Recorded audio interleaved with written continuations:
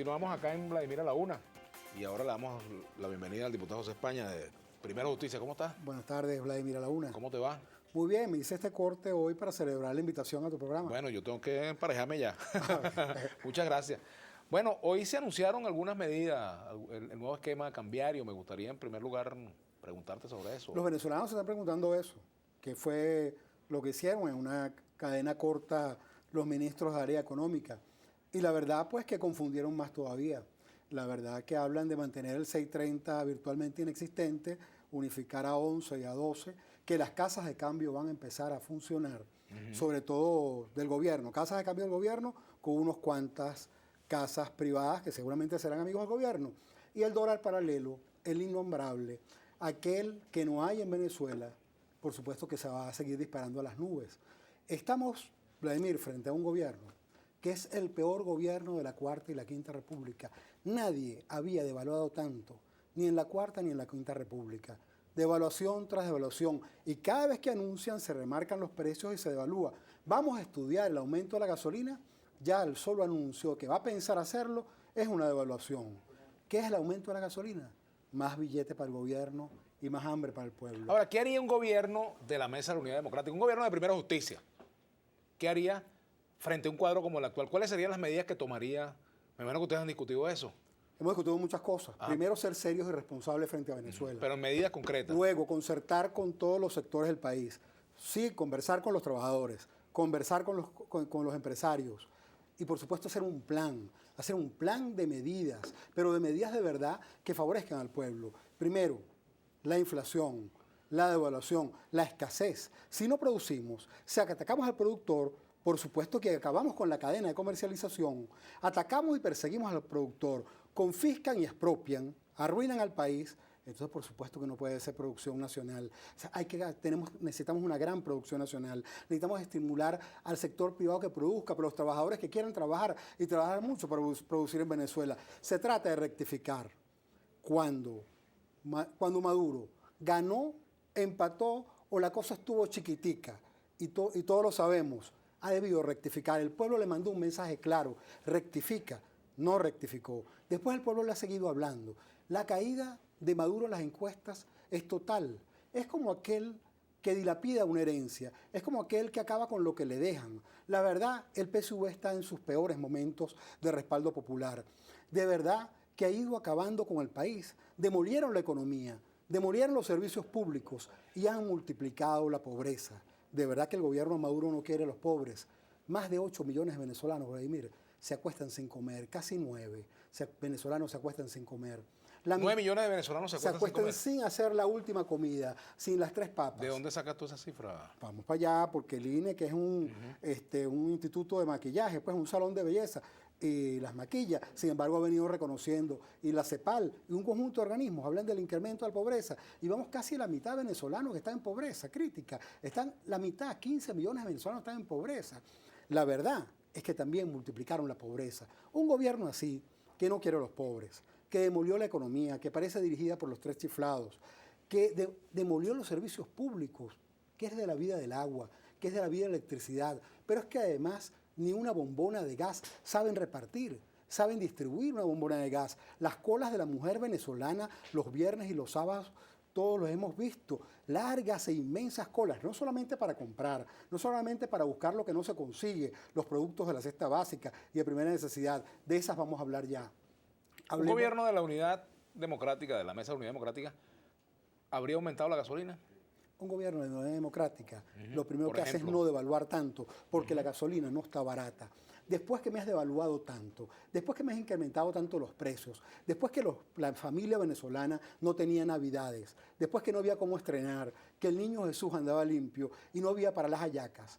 No es que la gasolina está barata, es que el costo del aumento de la gasolina se va a trasladar brutalmente a los pobres. Es que la verdad es que un gobierno de Unidad Democrática primero deja la regaladera, primero no se regala a otros países, luego se para la devaluación, se derrota la inflación y entonces, por supuesto, ahí podemos discutir cualquier ajuste. Pero es que la verdad, el ajuste del precio de la gasolina no puede preceder, no puede hacerse sin hablarle claro a los venezolanos. Hacen ajustes, ponen parches, se ponen curitas y no le dicen a Venezuela y no le dan la cara a Venezuela. Maduro debe asumir su responsabilidad. Dilapidó la herencia que la dejaron, la acabó, demolió al país, demolió la economía, demolió los servicios públicos y multiplicó la pobreza de una manera brutal y severa. Ahora, estamos en un año electoral. Hay mucha gente que opina que el problema es el costo político, la toma de decisiones. Y quizás por eso el gobierno no se atreve a tomar algunas medidas, pero tampoco la oposición se atreve a decir que las tomaría. Porque hay algunas medidas que la lógica económica indican que tienen un costo político. La seriedad. ¿Tú crees que se puede hacer un gobierno sin tomar medidas en un momento como este que impliquen costo político? Se puede hacer un gobierno serio, se puede hacer un gobierno responsable, porque vamos de verdad a profundizar la crisis.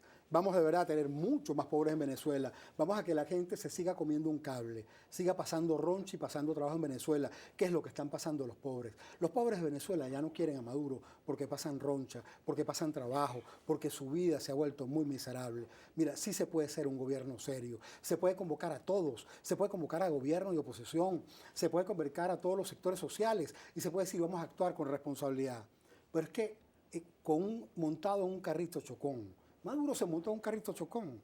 Pelea con el imperio, pelea con los aliados, pelea con los vecinos, sale a pedir fiado y a endeudarse porque está limpio. De verdad, por supuesto que sin brújula, sin plan, sin proyecto, es muy difícil gobernar, pero además sin responsabilidad. La política económica del gobierno parece dirigida por los techiflados. Tú sabes que vamos a ganar ampliamente la mayoría de la Asamblea Nacional.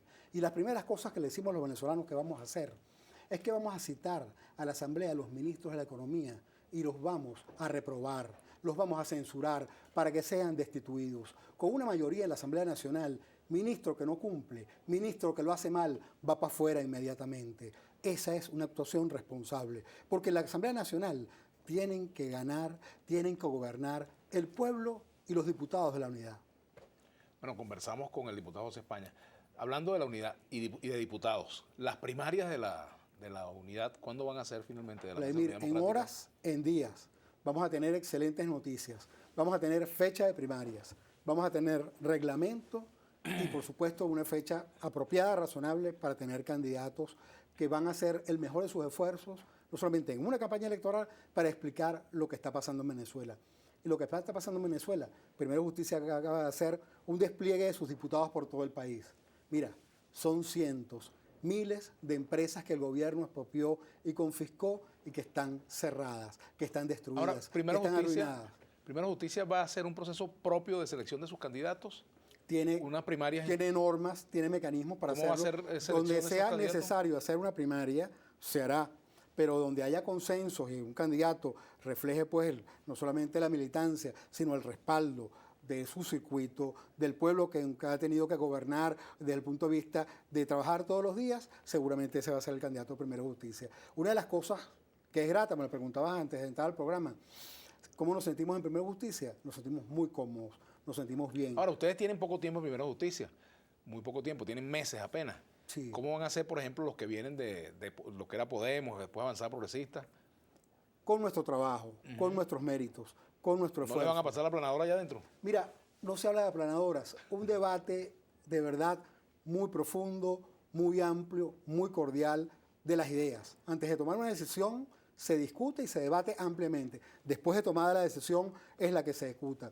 Nosotros en Primero Justicia sentimos, la verdad, que hay que fortalecer las instituciones en Venezuela. Queremos grupos de empresarios muy fuertes, grupos de trabajadores y sindicatos fuertes de verdad, consejos comunales, centros de estudiantes, contentos con los últimos resultados de la ULA y el UACB, muchachos extraordinarios de las nuevas generaciones, de verdad han ganado esos procesos electorales. Por cierto, la gente se olvida de las planchas del gobierno que han tenido desempeños muy pequeños, muy modestos, para no decirlo de otra manera, en esos resultados. Y estamos en Primero Justicia porque queremos que un partido progresista, un partido comprometido con los pobres y con el cambio, pero sobre todo queremos instituciones fuertes, un buen partido, un gran partido potente que llegue a todos los rincones de la sociedad venezolana, que no haya un centro electoral, que no haya una parroquia, un vecindario, un caserío donde los luchadores de Primero Justicia estén trabajando, porque no son dirigentes de Primero Justicia, son luchadores de Primero Justicia, y los diputados se convierten en gladiadores, en luchadores sociales. Ahora, España, El país tiene una situación económica muy complicada. Hay factores que siguen insistiendo en el tema del diálogo, sobre todo frente a la necesidad que hay de tomar medidas y para conversar en torno pues, a los temas que ocupan al sector productivo del país, por ejemplo. Ese es un aspecto del diálogo. El otro aspecto del diálogo es el diálogo político. Se ha hablado de que UNASUR pudiera jugar un rol en este sentido, en Venezuela nuevamente, como fue en el año pasado o durante el año pasado cuando vinieron los cancilleres de Colombia, Brasil y Ecuador. Primera Justicia respalda un proceso de diálogo en Venezuela. Mira, el diálogo tiene que ser siempre responsable, siempre serio. A UNASUR le decimos la verdad, que no se olviden de que no es solamente el diálogo del gobierno. Hay un pueblo que está sufriendo en Venezuela. Hay un pueblo que no consigue para comer. Hay un pueblo que no tiene real para comprar la comida. El salario del pobre, Vladimir, el que le aumentaron el 15%, el que le van a aumentar el 30% el 1 de mayo, es el salario del pobre, el que no tiene con qué comer. Entonces, el diálogo también es con el pueblo. Y siempre estaremos a favor del diálogo. Pero diálogo, no, si el que lo promueve está montado, como dijimos, en un carrito chocón, quiere pelear, confrontar, polarizar, agredir, pues entonces dificulta el diálogo. El diálogo se hace creando un clima positivo para el diálogo, rectificando. Este gobierno tiene que rectificar y el diálogo va a avanzar. Y va a avanzar porque el pueblo quiere paz, el pueblo quiere diálogo, quiere reencuentro y el diálogo y el pueblo también quiere cambio, quiere mucho cambio y el cambio se va a producir este año en las elecciones parlamentarias. El pueblo que sentó una directiva en la Asamblea Nacional es el mismo que los que están hoy en la directiva, los va a bajar y va a sentar a otros diputados en esa directiva. Bueno, vamos a hacer una pausa. Por aquí me dice Rómulo Groenque. No leas nunca mis tweets, Villegas. Gracias por nada. Dejaré de sintonizarte. Bueno, avísenle que le leí el tweet, pero lo acabo de ver. Vamos a la pausa y seguimos con el diputado José España y las preguntas de ustedes, la participación de la audiencia.